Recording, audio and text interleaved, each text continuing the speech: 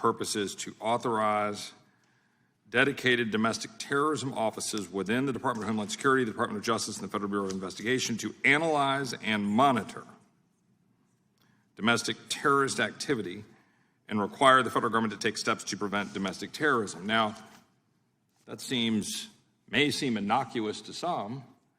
I don't find it to be particularly innocuous when you're talking about the power of the federal government and talking about the offices to monitor domestic terrorist activity.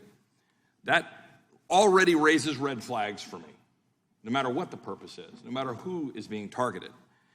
And so when I go back, and you all, and I've mentioned this before and I won't belabor it, but it does merit repetition, that at the center of this whole controversy, starting going back to the National School Board Association's memo, was that Scott Smith of Loudoun County, who was 48 years old, about my age, I'm 49.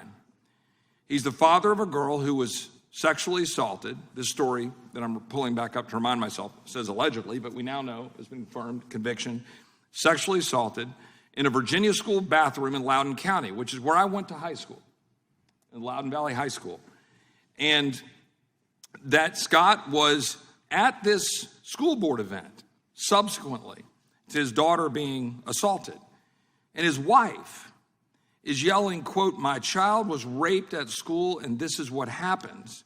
And there's a picture that was fairly famously spread around the internet of Mr. Smith being wrestled to the ground. Now, Mr. Smith is at a school board meeting because his daughter was raped. And he's asking the school board, and frankly, he was being a little more polite than Congressman Roy would have been, I assure you. If my daughter was raped and I was in front of the school board, he was asking to be heard.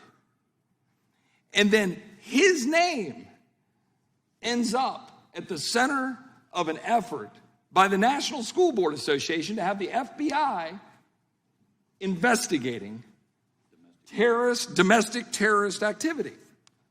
So this isn't, as some might say, oh, well, you guys are just stalling, you're trying to delay or offer amendments for show or have some political show vote.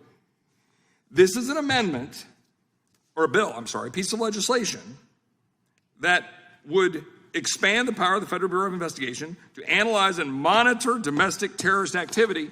And we know then through whistleblowers, and we've got the documentation from the whistleblowers, that we've got this edu official tag.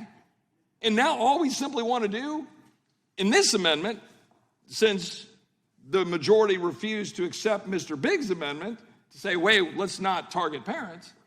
All we're trying to do right now is say, can we at least know who's being targeted? And to track the use of the edu official tag. Now, so I want everybody in America to understand the United States House of Representatives Judiciary Committee wants to empower the FBI, Homeland Security, to empower going after Americans to monitor their activity in America. Monitor Americans. And we know that they've been doing so, targeting parents. And again, the kind of parent we're talking about is Mr. Smith, whom I've come to know. And that was the epicenter of starting this whole thing of, quote, threats to school boards. That a father wanted to dare question a school board about what happened to his daughter in a bathroom in the school he pays taxes to, and just wants to know that his daughter is safe. And do my colleagues on the other side of the aisle think that's okay? My colleagues on the other side of the aisle think, oh, let's just sweep that aside?